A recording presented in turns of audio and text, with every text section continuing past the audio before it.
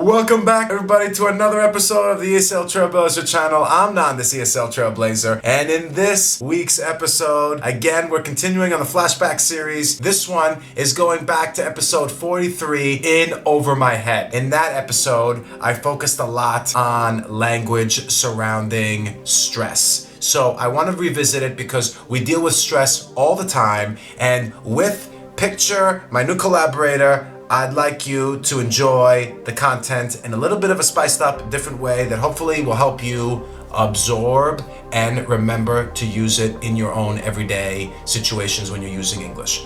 As always, we never get started without a quote, and today is no different. It's not stress that kills us, it's our reaction to it. Thank you very much for your viewership. Share if you care. Let's do it. Sometimes, before a big performance, people get cold feet or might feel like they're in over their heads. And that can be very unpleasant and maybe a major discomfort. But others get a boost of energy. They make the best of the moment. They step up. It's almost like thrilling, and that burst comes right at the opportune time. So which one are you? My advice is to try to always make the best of it right before you go into a performance. Whether you're a teacher, you're a student, you're about to go into a job interview, or you're running in a half marathon like I did today. I look around at the faces today, and some people looked like they were getting that boost of energy, that juice, right when they needed it the most. And others were moving around kind of nervous. Today's lesson is about stress and how to deal with stress, or better yet, how to cope with stress. And I got the language to cover that topic area that I think can be useful for lots of people, teachers, students, or professionals. See you in a bit.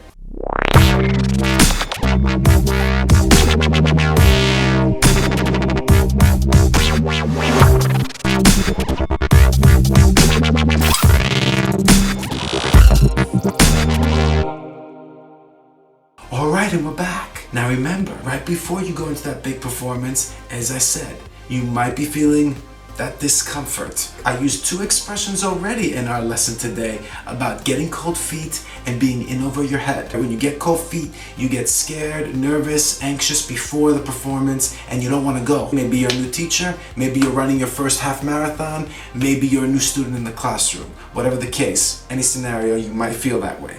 In over your head means that you're in this new situation and now you feel like you made the wrong decision and that it's too much for you, too complicated, you're not experienced enough, you're not ready. Okay, it can be a new job, it can be a new position, it can be new responsibilities, a new type of race that you've never done, your first race, or maybe a new relationship that you thought was going well, and then all of a sudden that person just made you feel like you're in over your head with this crazy girl, crazy guy. So in over your head, getting cold feet. But we have other ones, okay? You gotta keep your chin up. You've had a bad day at work? Someone might say, keep your chin up, tomorrow will be better. You're hating this project right now, and you're hating it so much, you can't wait for the deadline so that it can be a huge weight off your shoulders, okay? So when we're relieved, when we feel relieved that something is over, like maybe when we get the results from a medical test, we say, oh, that's a huge weight off my shoulders, okay? You can be up to your eyeballs in work, meaning that you're so busy you don't have time for anything else, you can't meet your friends, you can't go out for that beer. Maybe your boss is keeping you on your toes, okay? Maybe your fiance is keeping you on your toes, all right? That means like alert and you don't know what's gonna happen next. Okay, I hope the fiance is not doing that to you, more like the boss is doing that to you, okay? Keeping you on your toes, all right? Girls, let your hair down. Don't stress, don't be worried, don't be so anxious, don't be so nervous. That's the expression, let your hair down. Relax, have a drink or a beer, okay? That's another expression. All right, what else we got? Getting things off your chest. If you're feeling stressed because you're holding it in, you might need to get something off your chest. Now, you can talk to a best friend, you can talk to a family member or a relative or maybe a therapist, but the idea is that getting it off your chest makes you feel better, right?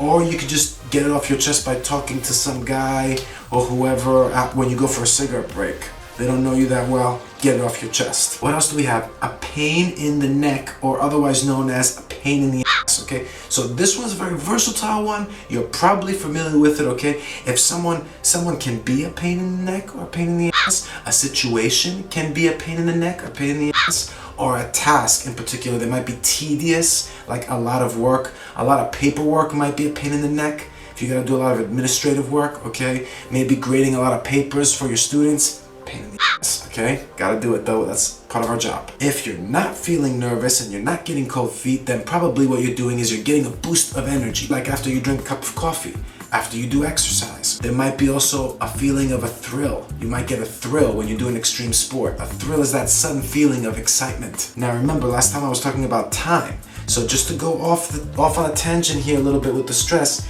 you can take the time to do something. Take your time, all right? You might say to someone, don't worry, you don't have to get back to me right away. Take your time. Or listen, I'm gonna take my time because this is a big decision and I'm not sure. Meaning you're not gonna rush. Or you can take something seriously or you can take something personally. I'm going with the expressions of take here, a little tangent with my take, all right? So if you take things personally or if you take things too seriously, you're gonna get stressed. It's gonna be unpleasant.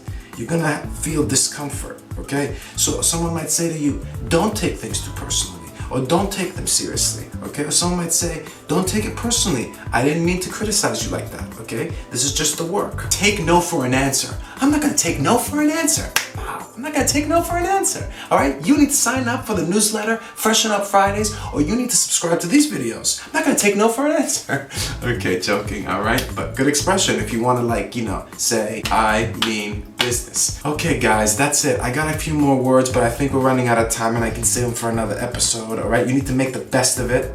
I'd like to say that from my experience training for running and doing these races more and more now for the last couple of years, it takes a little dedication, it takes a little bit of effort, but I think it's a good analogy for the passion that we have as teachers or for learning language, okay? It takes effort, it takes dedication, and you gotta make the best of it. Some classes might not be great, you gotta make the best of it. And some lessons might not be great for you students out there, you gotta make the best of it. Try and get something out of that lesson, okay?